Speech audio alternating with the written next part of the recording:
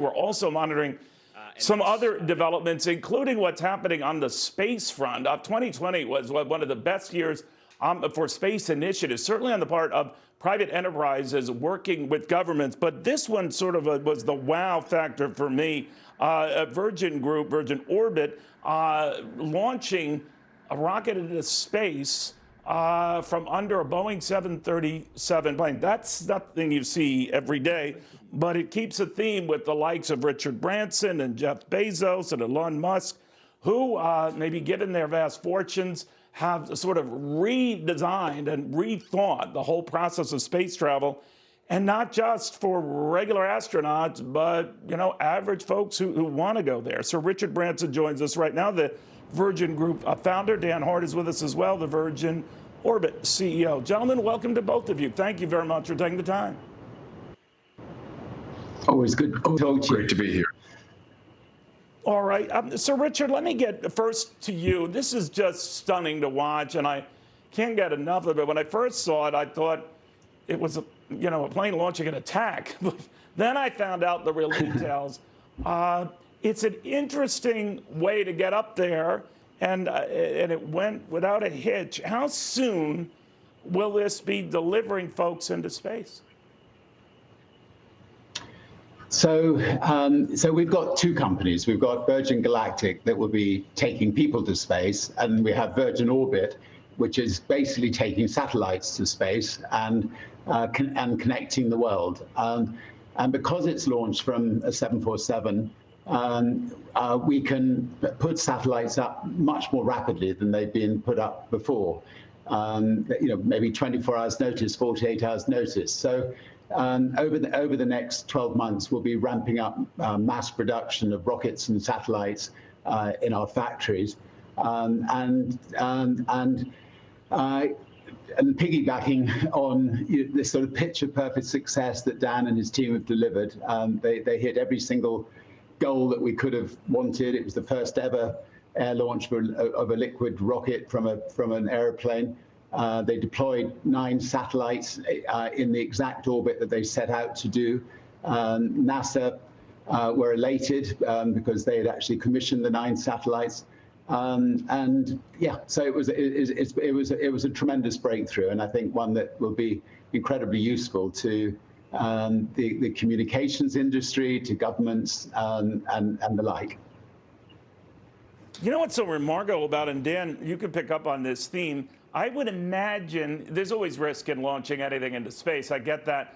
But this, for those who, sign contracts with you guys and want to launch satellites into space, decidedly less risky than a traditional launch. Could you explain that? Well, anytime you're putting new technology in place, you have to go through a large development. So this was a long, tough drive for an incredibly innovative team. But now we have demonstrated the entire system from end to end. And our first stage is a 747, which is arguably the most operable aircraft ever created. And that's what gets us our initial lift. And so from a reusability standpoint, I think we've set the bar. So Richard, looking at this and what you're doing, what Elon Musk is doing, what Jeff Bezos is doing, you always all have space interests and dreams. I don't know if one strategy is better than the other. I just know you're all involved in it. And until you guys did get involved in it, it looked like things were looking dicey for the American space program. Is this the way it's going to be? In other words, guys like you, maybe working in partnership, working with some of these others, working with a Boeing, what have you. Is this the future now? Well, I think one good thing is we've all got our niches. We're all doing something slightly different. Our main aim is to use space to benefit humans back here on Earth, and that's our push. Elon has got fantastic ambitions to go to Mars, but I think all three I think have got very, very valid programs. I think the governments, obviously government-run companies are generally not well run, and they cost an enormous amount of money to achieve what a private company achieves. And we, I mean, we funded Virgin Orbit out of our own pockets. It was a lot of money. But if it had been a government doing it, it would have been billions and billions. And so so we're proud of the fact that we managed to do it at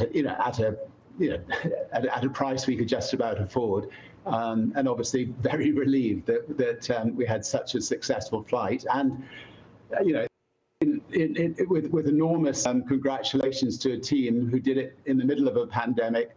A lot of them, had COVID. A lot of times the teams had to stand down.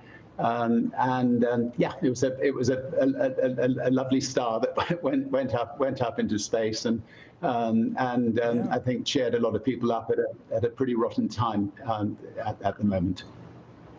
No, it was very uplifting. That's a nice way to put it. It was a lovely start. That probably is the understatement of the century, Sir Richard. But Dan, I did notice that you do piggyback with a Boeing 747, the plane that Boeing is essentially retiring. Now, there's a little bit of oddity in that. Obviously, you were well aware of that in planning this.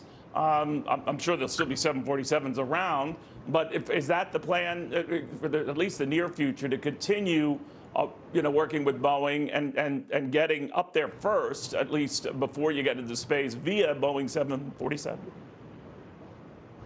Yeah, I mean, the 747 is a tremendous aircraft in all ways. It's got a huge legacy, a wonderful engineering understanding, equipment and pilots and infrastructure all over the world.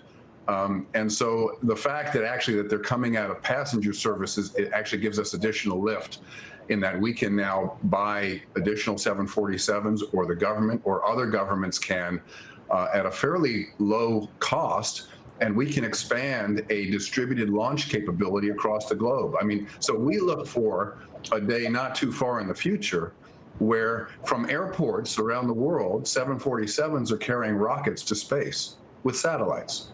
And that'll allow governments. I mean, there are almost 80 space agencies around the globe right now. And so that'll allow other governments to have space launch from their sovereign territory, and it'll allow the national security apparatus to launch from anywhere at any time, which is invaluable at this time. This particular 747, I'm proud to say, used to fly for many years for Virgin Atlantic, and rather than retiring it, how much better to put it to work with Virgin Orbit. And because we're not going to be doing as many flights as say, Virgin Atlantic, which was flying almost every day, the cost of operating a 747, for this kind of mission is a lot more, a lot more feasible than it would be, with a 747 for passengers these days. Let me ask you a little bit about that, Sir Richard. I mean, you might have heard that we've had a switch in administrations in this country. Joe Biden has taken over here. I don't know his interest in space compared to, let's say, Donald Trump, of course, who had instituted this Space Force, which was a quasi-government, private industry partnership. But each president has a different kind of view on space activity. It's very, very pricey. It's nothing like it was 60 years ago when John Kennedy became president and the government footed the entire bill. It's unfeasible right now. Any indications you are getting from the new powers in Washington, whether the space interest is going to pick up? Maybe not to the degree it was during the JFK era when we were competing against the then Soviet Union, and that was the wind at the back of getting our space program up and running. But are there new reasons to be confident, for no other than competitive reasons? The Chinese moving, Iran is up there, Russia, of course, has been up there forever, that there are a lot more players, and that might galvanize the Biden administration to be more involved than ever. What do you think? Well, I think that both Biden and President Obama, when they were in office, they were the ones that decided that NASA, in putting billions and billions, if not trillions, into NASA was not the way forward, that actually private companies could most likely do the job much more cost effectively working with NASA. So I think that they were both on the same page on that, and therefore we would expect that to continue. You're right. I mean, if China or and Russia or an enemy state did have a war with the allied nations, one of the first things they would consider doing is knocking out satellites in the sky. And of course, one of the massive breakthroughs for allied forces is Virgin Orbit, because we can scramble a 747 at 1 hour's notice and put new satellites up within 12 hours, and then another one up within 24 hours, and so on. That will act as a massive deterrent from an enemy nation in knocking out the satellites of America or Britain or European countries. So there is a lot of excitement in the Pentagon and in the U.S. Air Force and so on for what we're doing. And the first people to congratulate us was actually somebody very senior in the U.S. Air Force. So so I think that this is a big breakthrough, from their point of view. So Richard, I did mention Joe Biden, and I know you were quite close to Barack Obama. In fact, if memory serves me right, one of his first acts leaving the presidency was to vacation at your Necker Island resort. So I'm just curious what you make of some of the moves Joe Biden has made since becoming president, including rejoining the Paris, environmental accords, rejoining the World Health Organization. Good steps in your direction, a good idea about where this administration could be going. Your thoughts? Well, I'm sure that a lot of your listeners would disagree with me, but I was actually at the Paris climate talks with two organizations that we helped set up, the B Team and the Elders, campaigning to get all countries to sign up to trying to tackle what we believe to be a massive problem in the world. And we celebrated. We were overjoyed when every nation signed up, and the last thing we expected was for America to withdraw from them. So obviously delighted that one of the first things he did was to re-sign to that. I'm a grandfather.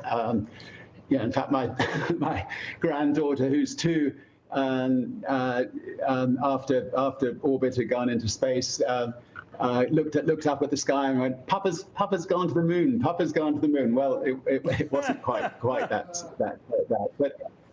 but I think my grandchildren and children, we need to now get this world into a world that is run by clean energy, employs hundreds of thousands of people, and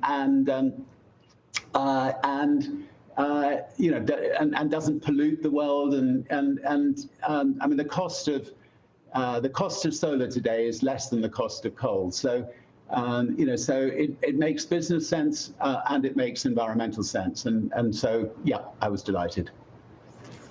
All right, I've saved the most important question to the last, so Richard, if you'll indulge me.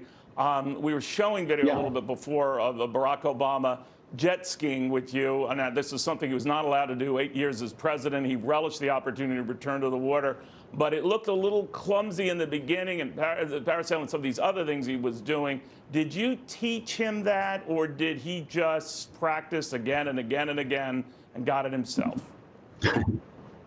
Well, it was actually more difficult than jet skiing. It was kite surfing, kite surfing. You fall quite a lot when you're learning. I have kite surfed for many years, and we had a little bit of a competition with each other. I had never learned to foil kite, which is quite difficult. He'd never learned to kite surf, and so we worked hard to see who could beat who. And the president won. He got 500 yards on a kite, which is a real accomplishment. I got 450 yards on a foil kite. We had a delightful, he had a delightful break from, running America for 8 years and a delightful holiday, and we were lucky enough to get to know him and his wonderful wife well. All right, and they say the same about you. Dan Hart, I do want to ask you one last thing on what we can expect right now of Virgin Orbit and what's next. What is next? And how close are we to satellite and eventually humans? Or will this be, in the beginning, launching satellites into space? Well, we're really focused on satellites at this point and getting a huge community into orbit. Satellites are changing dramatically right now, where satellites that used to be the size of a school bus are now the size of maybe a microwave. And so there is a huge amount of movement in the commercial sector. There's a huge amount of opportunity for exploration. NASA is making huge moves across the globe. They're making huge moves. And as Richard said, in the national security world, they have focused on small satellites as one of the approaches as a deterrence against mischief in space. So we will be ramping up production of rockets. We have a full factory here, and we will be getting into a regular launch cadence and putting a bunch of happy customers into orbit. Just amazing. And in the meantime, go ahead, Sir Richard. No, Virgin Galactic will be doing its final test flights before we start taking members of the public into space, so watch this space. All right, so Virgin Galactic would handle the humans in space, and again, just to be very clear, a Virgin Orbit, Dan, would be handling the satellites. Correct. Exactly. All right. I think John Kennedy, if you were looking at all of this, he'd be impressed. Gentlemen, there are a lot of people who are volunteering me to be launched into space. The sooner the better. That's coming from our viewers. But Sir Richard Branson, Dan Hart, thank you both very, very much. Very, very inspiring here.